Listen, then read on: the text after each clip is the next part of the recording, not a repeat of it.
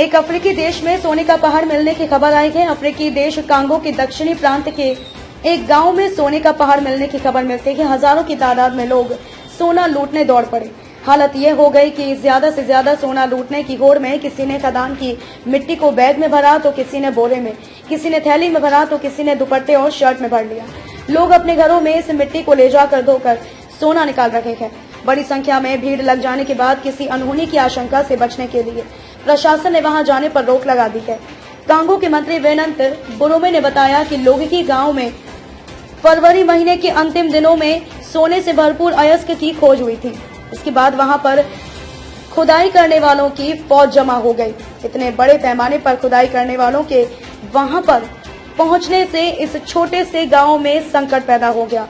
इसके बाद वहां मिट्टी की खुदाई पर रोक लगाई गई। मंत्री ने बताया कि खनन पर रोक लगाए जाने से अधिकारियों को खनिकों की पहचान करने और उनके पंजीकरण का मौका मिलेगा।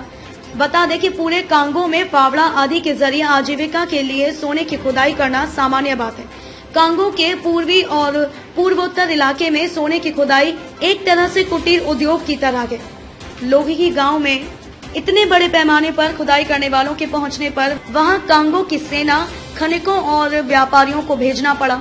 कांगो में अक्सर सोने की खदानें मिलती रहती हैं। कांगो में आधिकारिक रूप से सोने के उत्पादन को बहुत कम करके दिखाया जाता है। संयुक्त राष्ट्र के मुताबिक इसकी वजह यह है कि यहाँ से कई टन सोना तस्करी करके पूर्व स्थित पड़ोसी देशों के रास्ते वैश्विक सप्लाई बाजार में भेज दी जाती है। इस वजह से कांगो की सरकार को इस सोने से कोई खास फायदा नहीं हो पाता है, जिससे वहां महंगाई जैसी समस्याएं हावी रहती है। सरकार इस पर लगाम लगाने की लगातार कोशिश कर रही है, हालांकि अभी तक कोशिश कामयाब नहीं हो सकी है। पब्लिक न्यूज डेस्क, देश और दुनिया की खबरों के लिए जुड़े रहिए पब्लिक न्यूज के साथ।